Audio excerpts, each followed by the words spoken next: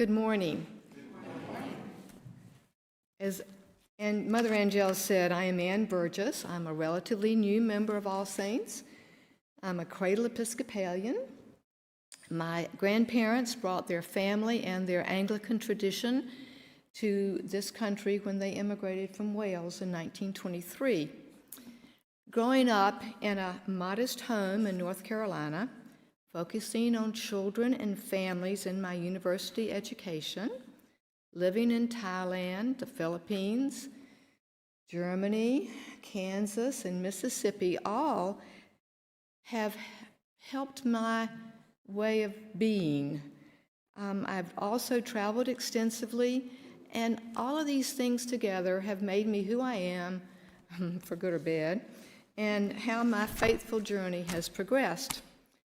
Over time, I contemplate the emotions of the metaphorical, glorious green valleys, exhausting steep hills, devastating earthquakes of my life, as well as the whispering in my ear of the right path to take and the many strange coincidences that occur. I realize they prepare me for my future.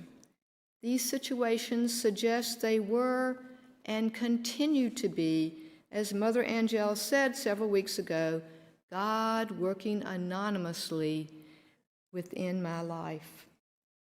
One of my earthquake times occurred in 2001 when my husband Philip was diagnosed with cancer, went through treatment, and died all within 6 months.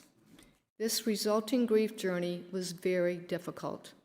However, it was through these experiences that I grew in many ways. Deep into my grief journey, I experienced the physical presence of God with me.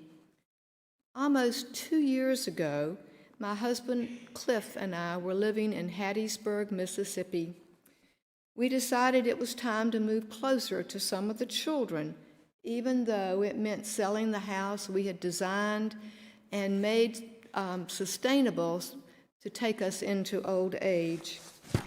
From that moment on, we felt confident and comfortable with our decision. We developed criteria and searched the map for places to live. We settled on being close to, but certainly not in, New York City, where 2 of our children live. That's fine for them, but not for me. The Harrisburg area seemed to fit our needs. Cliff had never been to Pennsylvania. I had been through only briefly to visit Gettysburg. However, in elementary school, I chose Pennsylvania to make a booklet about this state. It even included a picture of the Liberty Bell cut from a brochure. And I still want to see the Liberty Bell. Early on, as we thought about life in a new place, I decided I wanted to attend a small Episcopal church so that I could get to know people. Being a wallflower much of my life and having experienced rather unfortunate introductions in other Episcopal churches, I decided I would boldly go up to people, introduce myself, and see what happened. We contacted a realtor and were very surprised there were so few houses available to buy. None of them met our needs. In addition, there was only one rental to consider. How depressing to think of living in a big condo with a kitchen window overlooking a small cement patio and a brick wall. Our house in Mississippi had suddenly sold. The movers were coming in a few days, and we still did not have a place we wanted to live. Despite the circumstances, we still felt confident this was the right decision. The situation would work out. Our realtor's husband was walking the dog one day and saw a for rent sign on a very small house on Maple Avenue. We viewed the house via the realtor's telephone and rented it while still in Mississippi. A few days after arriving in Hershey, our realtor drove us down Elm Avenue on the way to see a prospective house. Oh, I thought, there's an Episcopal church just a block away from our rental house. A couple of weeks later, we left for 3 months in England and Canada. When we returned, we had COVID. So once we recovered, I got up my gumption to suggest that Cliff and I walk up to All Saints for a service. Although he is Catholic, he came with me. You have to be understanding of the fact that walking into a new church is a daunting experience. My first professional position was in a small town in rural North Carolina.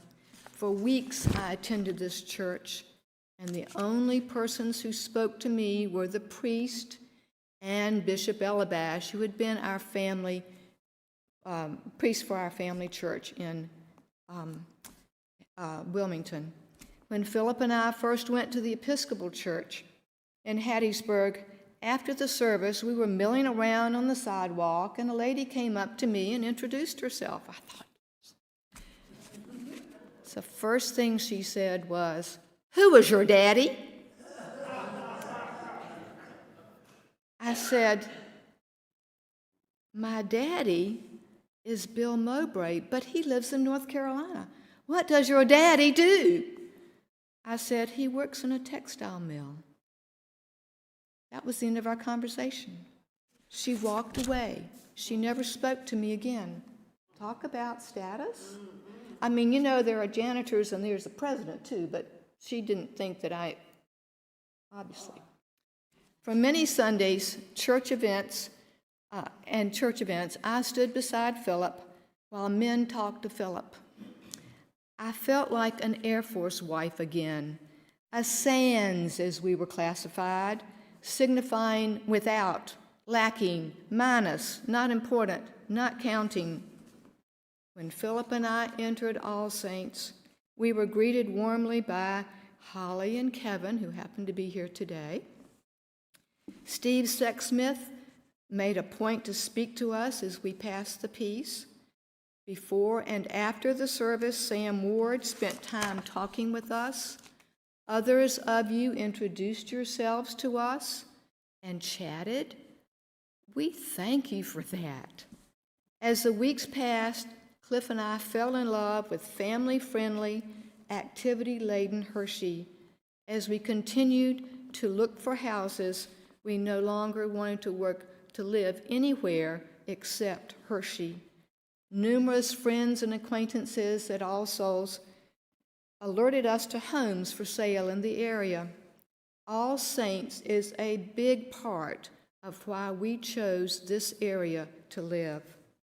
Let me tell you how I feel about All Saints. The choir is extraordinary. The organ, harpsichord, and bells provide divine music. The music fills my soul. The chanting and sung parts of the service suggest that I, that sans person, am singing with the angels and archangels and all the company of heaven.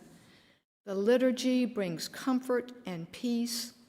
The homilies inspire such thoughtful contemplation that I take notes so Cliff and I can discuss them later. The book of occasional services reveal eloquent liturgy and significant prayers for special occasions. The meaningful conversation during fellowship hour bring joy. The commitment to vital social issues is vital. The educational programs such as the Lenten Soup and Study, and the medieval Zoom study have challenged me and encouraged me to think more deeply. The Zoom option for activities meet needs for alternatives. Other activities such as burning of the greens, the Mardi Gras pancake supper, and the men's group have been fun social occasions for Cliff and me. And finally, the outreach activities are admirable and inspire action.